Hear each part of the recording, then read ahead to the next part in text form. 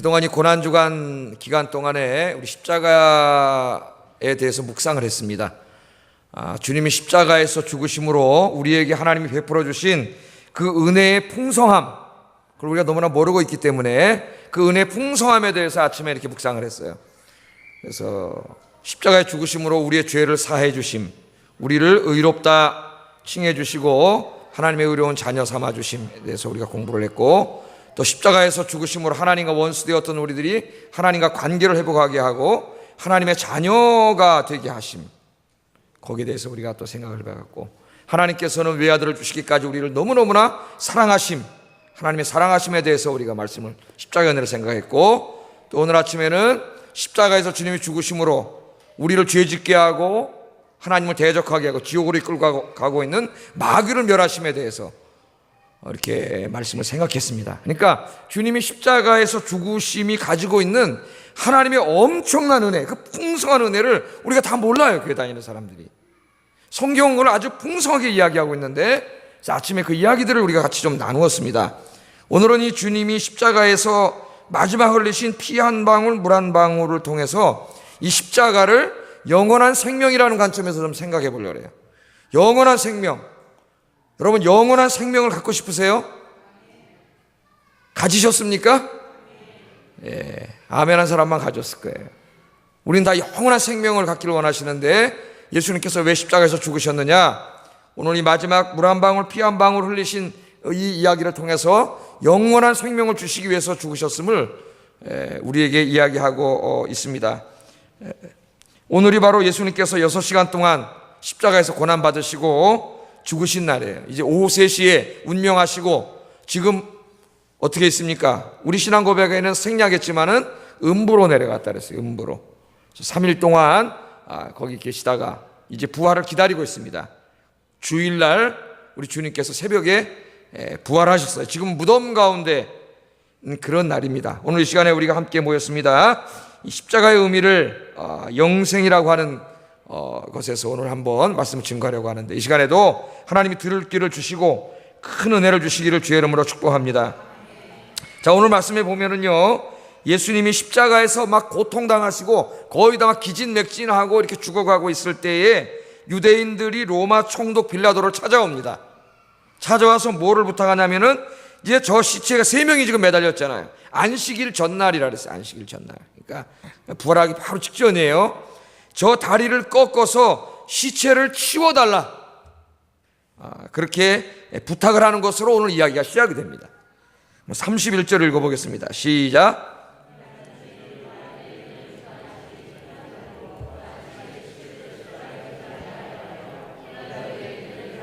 시체를 치워달라 하니, 그러니까 이 유대인들은 안식일 날 시체를 달아두지 않았습니다. 그것이 하나님의 거룩한 땅을 더럽히는 것이라고 생각을 해서 달아두지 않았어요. 그래서 이걸 치우려고 마음을 먹었는데 참 어리석은 사람들이, 사실은 자기 하나님의 거룩한 땅과 성전을 더럽히는 게 그 시체가 아니라 누구예요? 자기들이에요.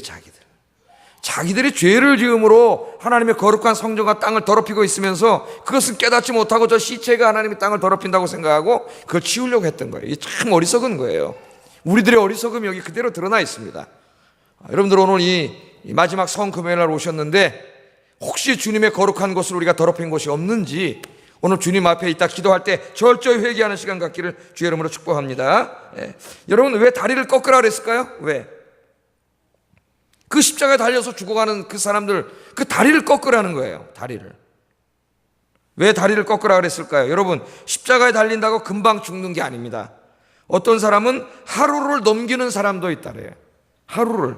한번 생각을 해보세요, 여러분. 여기 2손과 2발에 쇠못을 받고 이 몸이 계속 찢기면서 하루 이상을 매달려 있다고 생각해 보세요. 금방 총 한 방 맞고 죽으면 그냥 순간인데 계속 고통을 당하면서 죽는 거죠. 그렇게 매달려 있습니다, 지금. 이게 가장 끔찍한 사형 방법이에요. 예수님께서 이렇게 끔찍하게 죽으셨다는 것은 우리가 지은 죄가 얼마나 큰가를 보여주세요. 자, 다리를 꺾으려고 했다는 것은 십자가에 매달린 죄수들이 아직 죽지 않았음을 의미합니다. 십자가에 매달린 죄수들은 고통을 당하며 서서히 죽고 있는데 그들의 생명이 계속 지탱되는 것은 다리 때문이에요. 다리. 요새 여러분 그런 거 나오지 않습니까? 여러분, 어떤 아주머니가 있는데 신문에 보니까 당뇨도 있고 병이 많았는데 다리 하체 운동을 열심히 해가지고 다리가 튼튼해졌더니 당뇨도 낫고 다 낫다 그래요. 그래서 여러분 다리 운동을 열심히 하세요. 다리가 튼튼해야 된대요. 다리가. 예. 제가 그래서 우리 집사람 옛날에 튼튼한 다리라고 칭찬을 해줬더니 다리가 튼튼해서 그런 것 같아요. 여러분 근데 그 다리를 꺾어버리면 어떻게 될까요? 다리가 힘이 지탱해주기 때문에 심장 압박을 이겨서 생명이 버텨나는데 다리를 탁 꺾어버리면 어떻게 돼요? 이게 버텨주지 못하기 때문에 죽는 거예요. 다리를 탁 꺾어버리면. 다리가 굉장히 중요하죠, 사람에게는. 그래서 저도 이제 주일마다 축구를 하니까 다리가 튼튼해져가지고 다리에 자신이 생겼어요. 걸어다니는데. 그리고 요새 1층으로 내려가가지고 계속 5층까지 제가 엘리베이터를 타지 않습니다. 저는 이제 계속 오르락 내려. 그 주일날은 새벽기도 오르락 내리라. 1부 예배 오르락 내리라. 2부 예배 오르락 내리라. 주일 오후 예배 오르락 내리라. 몇 번 해요? 4번. 계단이 70몇 개더라고요. 쉬어보니까. 그랬더니 아주 건강해져요. 근데 이 다리를 꺾어버리면 바로 죽는 거예요. 그 잔인한 거예요. 그 다리를 꺾어달라 그랬어요. 근데 여기에는 마귀의 아주 간교한 게 들어가 있어요.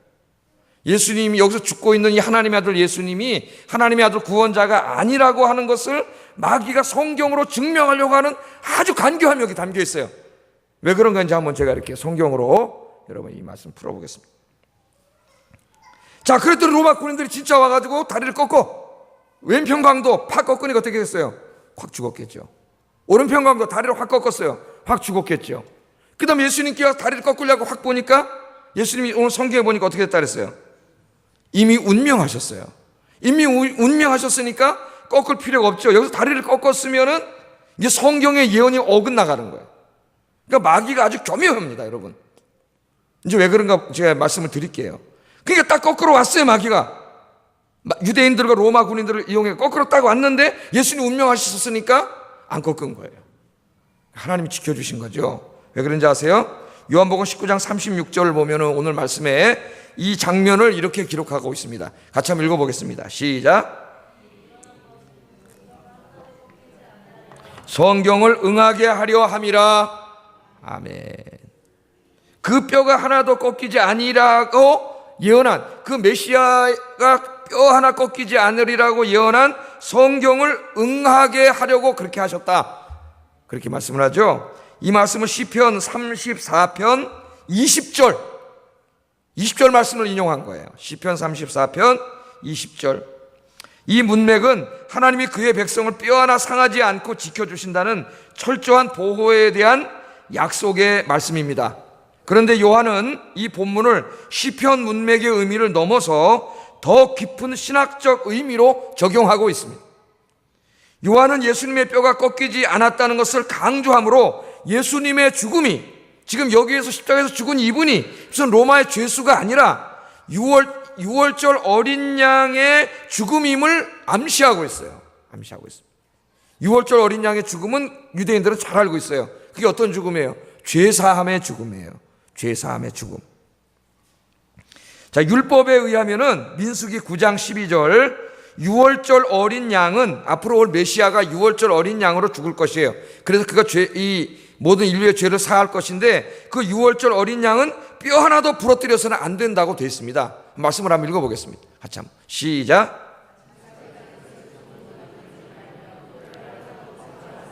유월절 모든 율례대로 지킬 것이니라. 아멘. 지금 예수님께서 죽으심이 율법에서 예언한 6월절 어린 양, 그러니까 죄사함의 어린 양으로 죽는 것이 상징이죠. 6월절 어린 양이. 그게 이제 메시아를, 앞으로 태어날 메시아가 6월절 어린 양으로 죽을 것인데 그 6월절 어린 양은 뼈 하나 꺾이면 안 돼요. 그러니까 이분이 메시아다, 하나님의 아들이다, 구원자의 죽음이라는 것을 증명하려면 뼈가 꺾이면 안 된다고. 그러니까 마귀가 어떻게 하려면 뼈를 꺾어버리려는 거예요. 그럼 유대인들에게 뭐라 그럴까요? 야, 봐라, 뼈 꺾여서 죽었으니까 이 성경에 예언한 메시아가 아니지 않느냐, 이렇게 마귀가 하려고 지금 뼈를 꺾으려고 그런 거예요. 근데 하나님 이미 어떻게 했어요?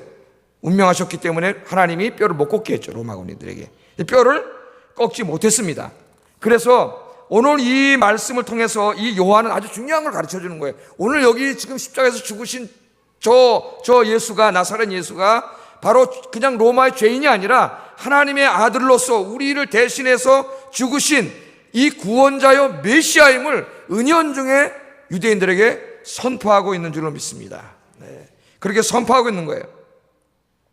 자, 여러분 한번 또 마귀를 보세요. 우리가 한번 거슬러 올라가 보겠습니다.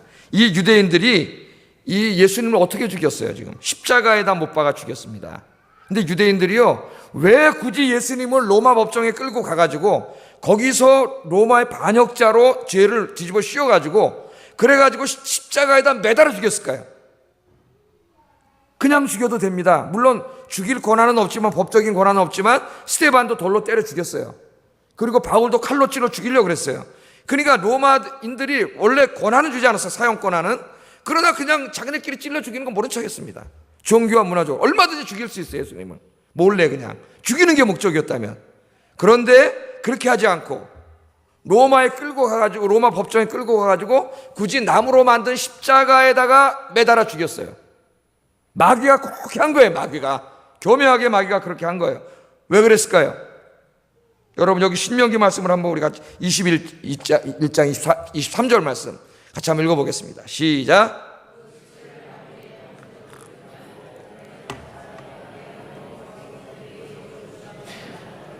나무에 달린 자는 하나님께 저주를 받았음이니라.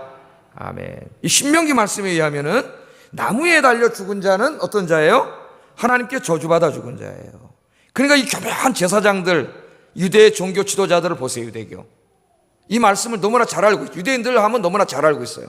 어떤 사람이 나무에 매달려 죽었다면 그 사람은 절대로 메시아가 될 수 없습니다. 왜? 하나님의 저주를 받아 죽은 자니까.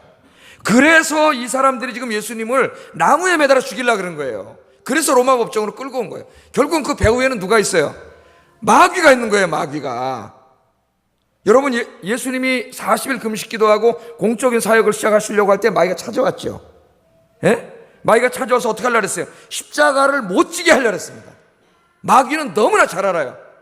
그분이 바로 하나님의 아들이고 십자가에서 우리의 죄를 대신해서 죽으심으로 이 세상을 구원하시러 오신 분이라는 걸 너무나 잘 알아. 마귀는 그걸 막는 게 자기의 최고의 목표예요.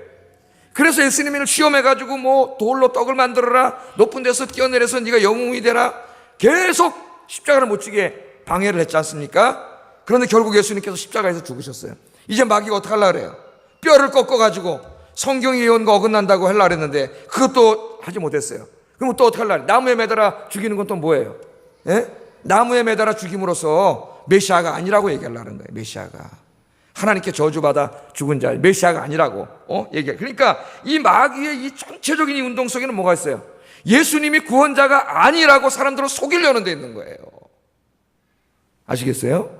예? 거기에 대해서 사도 요한이 지금 뼈를 깎지 않았다는 것을 강조하고 6월절 어린 양으로 죽었다는 걸 강조함으로 바로 이 예수님이 십자가에서 죽으신 나사렛 예수가 한 사람의 인간이 아니라 하나님의 아들 메시아요 구원자임을 요한복음을 통해서 선포하고 있는 거예요. 할렐루야. 여러분 여기 우리가 지금 아주 정신 차려서 적용해야 될 점이 하나 있습니다. 마귀는 지금도요 예수님이 하나님의 아들이 아니고 구원자가 아니라고 계속 떠들어대고 있어요. 사람들을 통해서. 오늘 우리가 전도할 때도 우리 옆에 누가 있어요? 여호와 증인 있잖아요. 그 여호와 증인이 뭐 하는 사람들이에요? 예수님이 삼위일체 하나님이 아니라고 주장하는 자들이에요.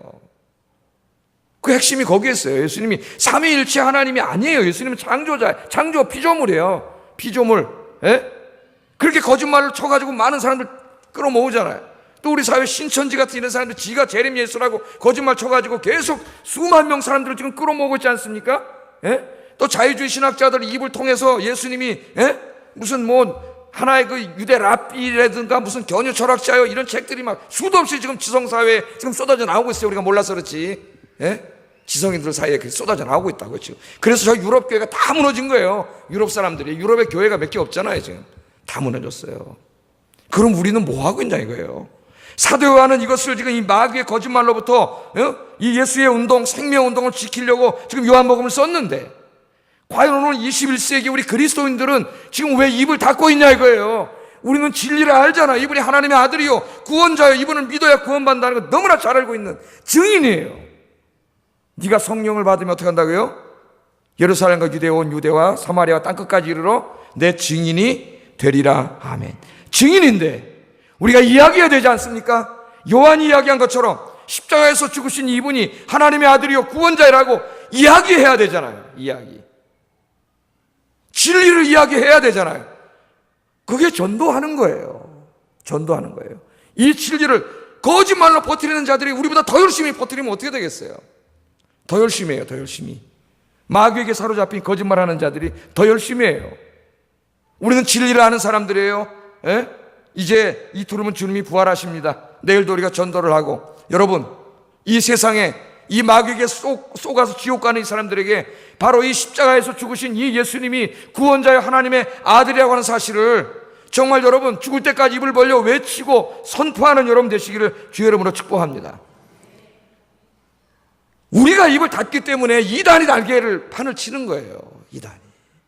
이단은 그렇게 열심히 했고 수없이 이단으로 끌고 가는 다 우리 책임이에요. 핏값을 너희한테 받겠다 그랬어요.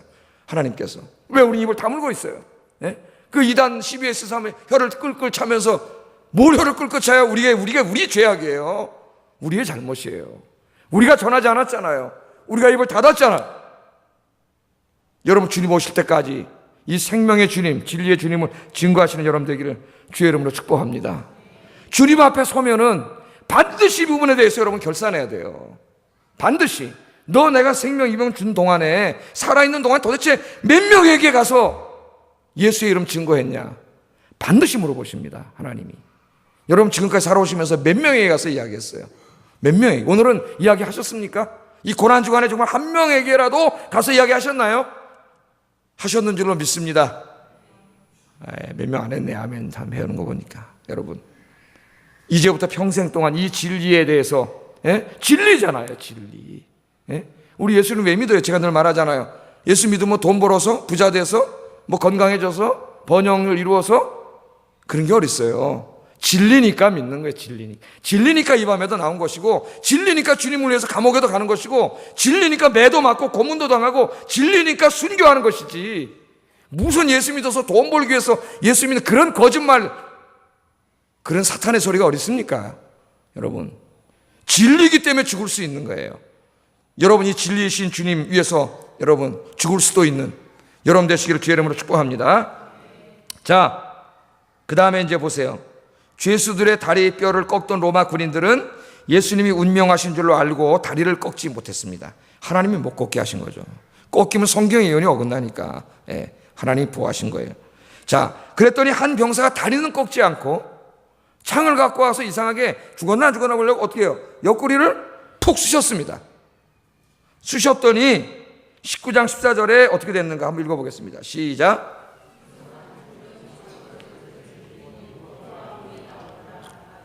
아멘. 이미 죽은 사람은 피와 물이 나오지 않는데, 피가 나오지 않는데 피와 물이 나왔다고 이야기합니다. 오늘 이 요한복음 19장 34절 로마 군인 하나가 옆구리를 찔렀더니 거기서 피와 물이 나왔다고 하는 이 기록은 다른 복음서에는 나오지 않아요. 마태, 마가, 누가복음에 나오지 않습니다. 오직 요한복음 여기에만 나와요.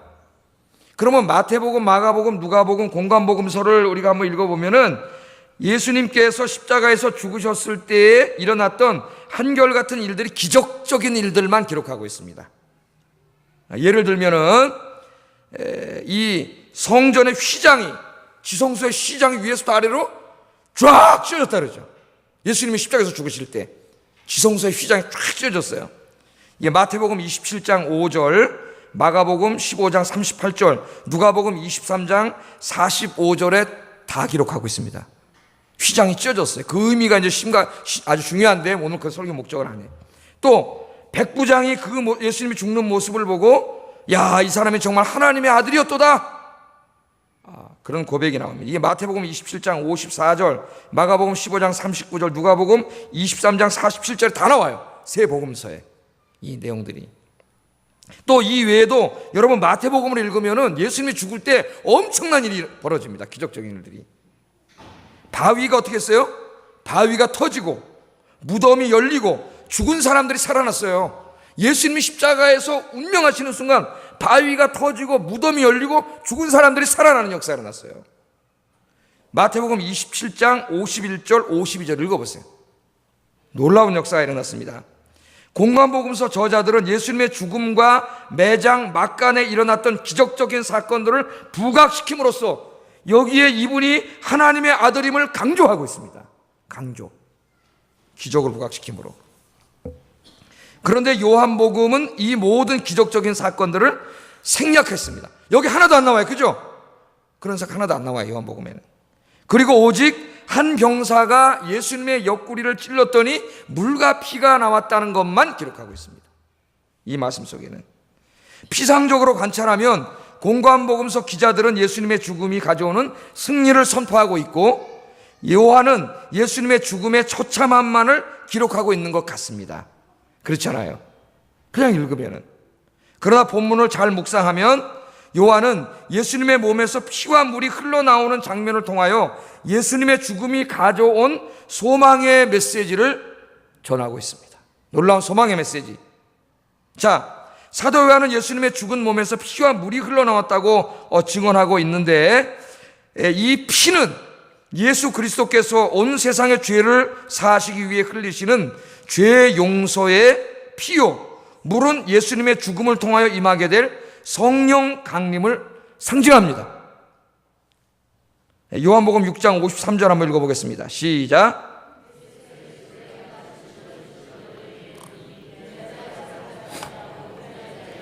너희 속에 생명이 없느니라. 아멘. 예수님의 피 흘림이 뭐를 줘요?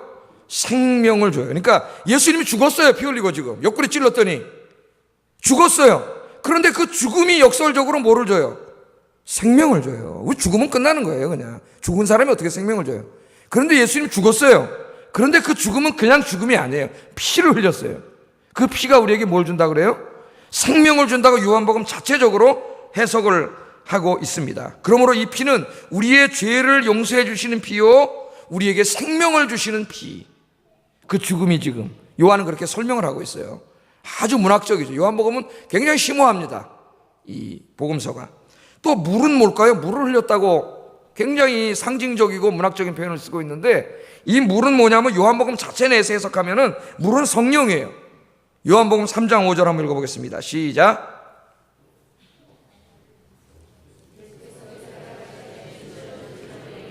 사람이 물과 성령으로 나지 아니하면 하나님 나라에 들어갈 수 없느니라. 이 물과 성령, 성경 공부 저랑 많이 한 사람들은 이 본문을 잘 알 거예요. 물 그리고 성령이 아니라 그랬어요. 물 즉 성령이에요. 성령. 물과 성령 요한복음에서 같은 말이에요. 물과 성령 다로 해석하면 뭐 물을 어떤 사람 세례라 그러고 막 이렇게 해석을 하는데, 이건 좀 무지한 해석이에요.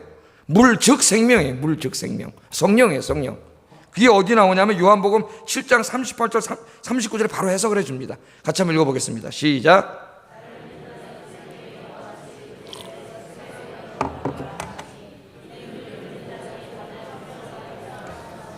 아멘. 그 배에서 물이 흘러나와, 생수가. 그런데 그 생수는 뭐를 상징한다고요?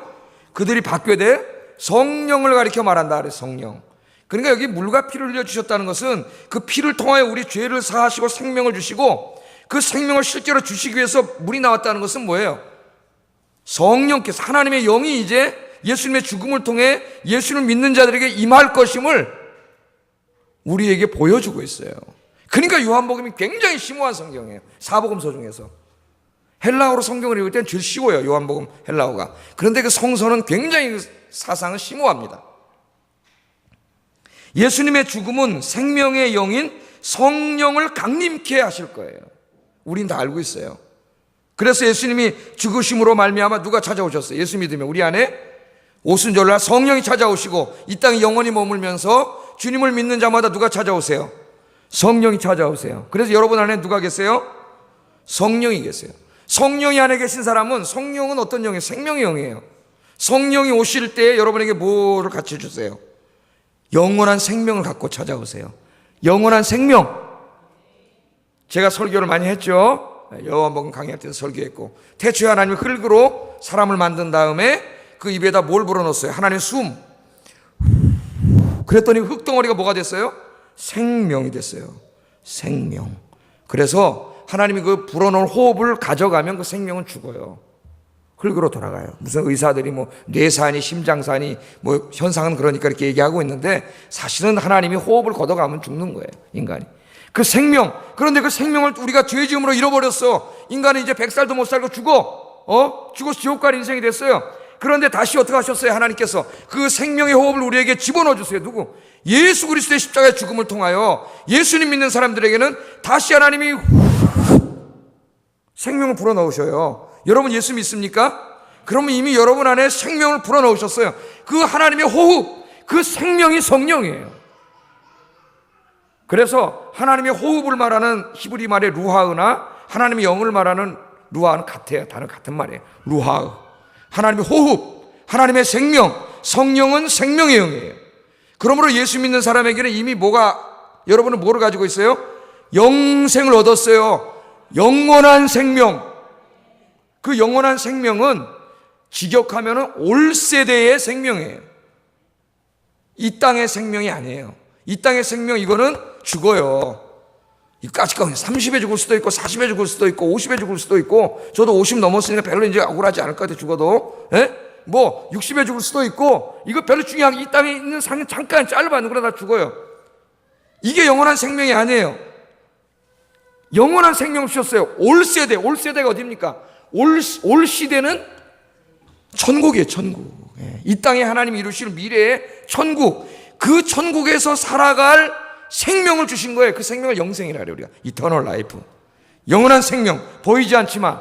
그래서 예수 믿는 사람과 안 믿는 사람은 큰 차이가 있어요. 겉으로 볼 땐 똑같은데 이 사람은 생명이 없는 사람이고 여러분들은 생명이 있는 사람인 줄로 믿습니다. 여러분은 생명을 얻었어요. 그러니까 우리는 이제 죽음의 문제를 해결했어요. 이 시대의 생명은 죽어요. 이 혈과 육으로는 하나님 나라 갈 수 없어요, 여러분. 그래서 누구도 다 죽어야 돼. 그래서 잠깐 동안 우리가 부활의 그날을 기다리는 그 동안 우리가 영과 육이 없는 영혼 상태로 낙원에서 기다리는 때가 있어요. 지금 우리보다 먼저 죽은 사람 어때요? 육신은 다 없어졌어요. 화장했든지 묻었든지. 그 영혼만이 지금 낙원에서 어떻게 하고 있어요? 부활의 날을 기다리고 있어요. 그 중간 상태라 그래요. 중간 상태. 우리는 육을 입고 기다리고 있고 그분들은 육을 벗고 기다리고 있어요. 오늘 주님이 오시면 신부는 똑같아요. 그분들은 부활하고 우리는 변화돼요. 그래서 하나님의 영광의 날에 참여해요. 우리는 이 영원한 생명을 가졌어요. 주님이 왜 십자가에서 죽으셨느냐? 그분이 우리의 죄를 짊어지시고 죽으심으로 물과 피를 흘려주셨다는데, 그게 뭐냐면 우리에게 영원한 생명을 주신 거예요. 올 세대의 생명을 이미 우리에게 주신 거예요. 올 세대의 생명을 사도 바울은 하나님 나라의 시민권이라고 이야기합니다. 우리의 시민권은 이 땅에 있지 않다 그랬죠. 하늘에 있다 그랬죠. 그걸 하나님 나라의 시민권이라 그래요. 그 생명이 있는 자만이 거기서 살 수가 있어요. 그렇지 않은 자는 불못에 떨어져요.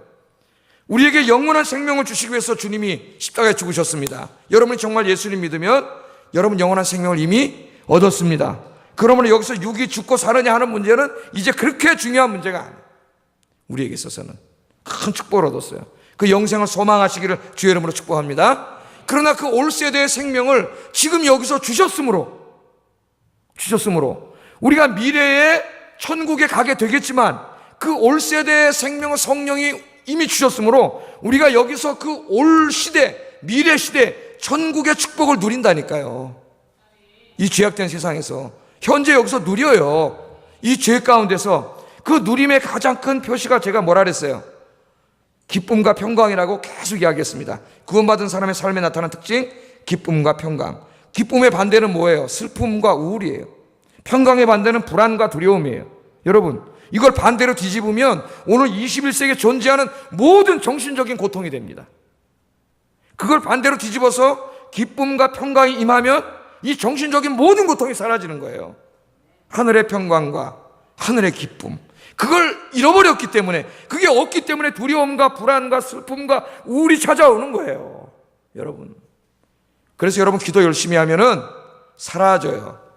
제가 금요일 날 여기 30분 열심히 찬양하면은 그런 게 가끔 목사기도 올라오다가도 다 사라져요. 그러니까 계속 우리 찬송하고 주님 앞에 나와야 돼. 성령 충만해야 돼요. 여러분, 그렇게 행복하게 살라고 주님이 물과 피를 마지막 한 방울까지 다 흘려주셨는데 신앙생활 엉터리를 해가지고 그 큰 축복을 받았으면서도 누리지 못하는 어리석은 그리스도인들이 얼마나 많냐 이거예요. 오늘 이 밤에 기도하다가 다 회복하기를 주의 이름으로 축복합니다. 성령 충만을 잃어버리면 이 축복을 누리지 못한다 그랬죠. 마귀가 와서 또 불안하게 하고, 또 염려하게 하고, 걱정하게 하고, 또 슬프게 하고, 또 우울하게 하고, 또 절망하게 하고.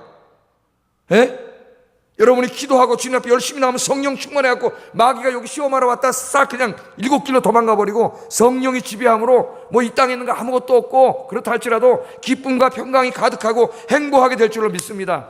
그렇게 살게 하기 위해서 저 천국에 가서 영원한 생명을 주실 뿐만 아니라 이 죄악과 고통과 죽음이 지배하는 이 세상 속에서도 그렇게 행복하게 살게 하시려고 주님이 십자가에서 죽으셨단 말이에요. 마지막 물과 피를 흘려주셨단 말이에요. 그러니까 여러분, 이제 여러분이 이 생명의 복음을 전해야 되는데 여러분이 먼저 이걸 누려야지. 예? 여러분이 이걸 체험해야지요. 여러분이 행복해야지요. 이제부터 주님 오실 때까지 불행하게 살지만 여러분 불행하게 살 수가 없는 사람이에요. 성령 안에서 평강과 기쁨을 누리시기를 주의 이름으로 축복합니다. 마지막으로 시간이 벌써 이렇게 됐어요. 마지막 하나만 더 오늘 말씀에 비추어서 설명하고 설교를 마치겠습니다. 오늘 여기 보면 마지막에 아리마대 요셉과 니고데모라고 하는 사람이 이 이야기, 중요한 이야기에 막판에 나와요. 이 사람들이 뭐 했습니까? 예수님을 장사 지내는 사람으로 여기 나오는데 이 두 사람은 어떤 사람이냐면은 여러분, 이 두 사람은 예수님을 믿었어요. 그런데 예수님을 믿었는데 사내들인 공회원이었어요, 사람. 그러니까 이거 예수 믿는다면 그 지위와 권리를 박탈당해요. 이제까지 주류 사회에서 권력자로 살았는데 그걸 밝히는 순간 쫓겨나다.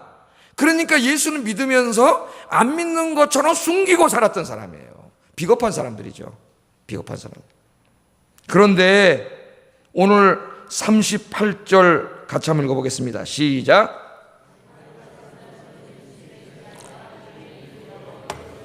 아멘. 이 사람 뭐라고요? 예수님의 제자인데 유대인들이 무서워갖고 자기가 제자라는 걸 숨기고 살았던 사람. 니고데모도 예수님을 찾아올 때 예수께 밤에 나왔다고. 밤에 왜? 사람들에게 들킬까봐. 밤에 찾아왔다고. 두 사람은 예수 믿었지만 숨기고 은밀한 그리스도인으로 살았어요. 그런데 이 사람들이 주님이 십자가에서 죽으시고 마지막 피 한 방울 물 한 방울까지 흘려주시는 걸 보고 양심의 가책을 받았어요. 주님께서 나를 위해 저렇게 처절하게 죽으셨는데 내가 이까짓 거 하나 유지하겠다고 이렇게 비겁한 그리스도인으로서 숨어서 살아서 되겠느냐. 그래가지고 아리마대 요셉이 용기를 내가지고 가가지고 뭐라 그래요? 자기가 그리스도의 제자임을 밝힙니다. 그 순간 그 사람 누리던 모든 거 다 뺏겼어요. 이제 뺏길 거예요. 그리고 뭐 하겠다 그래요? 내가 주님을 장사 지내겠다 그래요. 누구와 함께? 니고데모와 함께. 그것을 밝히는 그날로 그 사람들은 주류 사회에서 다 쫓겨났습니다. 가지고 있던 특권과 이거 다 잃어버렸어요. 그러나 주님이 죽으시는 걸 보고 회개하고 돌아와서 주님을 장사 지냈습니다. 여러분, 오늘 이 두 사람을 보면서 나는 과연 이 부끄러운 그리스도인으로 살고 있지 않는가? 한번 되돌아봐야 됩니다. 오늘 이 고난주간 마지막 주님 십자가 죽으신 이 밤에 여러분, 이제 니고데모와 아리마대 요셉이 회개하고 이제는 주님을 위해서 죽기를 각오하고 모든 특권과 누릴 수 있는 모든 세상적인 거 다 내려놓고 주님을 장사 지낸 것처럼 여러분 남은 인생을 주님을 위해 기꺼이 다 드리고 희생하며 살기를 주의 이름으로 축복합니다. 기도하겠습니다. 자, 오늘 이 말씀을 가지고 한 3가지 정도 기도하겠습니다. 예수님께서 우리의 모든 죄를 짊어지시고 6월절 어린 양으로 죽으심으로 구원을 이루셨습니다. 마귀는 거짓말합니다. 이단들을 통해서 거짓말합니다. 이 기쁜 소식을 내 입을 닫지 않게 하시고 내 평생 동안 열심히 증거하게 하시고, 특별히 이번 부활절이 내일 모레인데 꼭 한 사람 전해서 데리고 오게 해 주시옵소서. 기도하시기 바랍니다. 2번째, 나에게 영생을 줄 뿐만 아니라 그 천국의 축복을 여기서 누리라고 주님이 물과 피를 다 흘려주셨으므로 영생을 소망하며 이 땅에서 주님 안에서 주님이 주시는 기쁨과 평강을 누리며 살게 하여 주시옵소서. 이거 2번째 기도하시고, 여러분 중요한 거예요. 3번째, 아리마대 요셉과 디모데처럼 부끄러운 그리스도의 삶을 오늘로서 십자가 앞에 완전히 묻어버리고 주님을 위해서는 내 모든 것을 다 희생할 수 있는 진짜 그리스도인으로서 살게 하여 주시옵소서. 3가지로 해서 기도하겠습니다.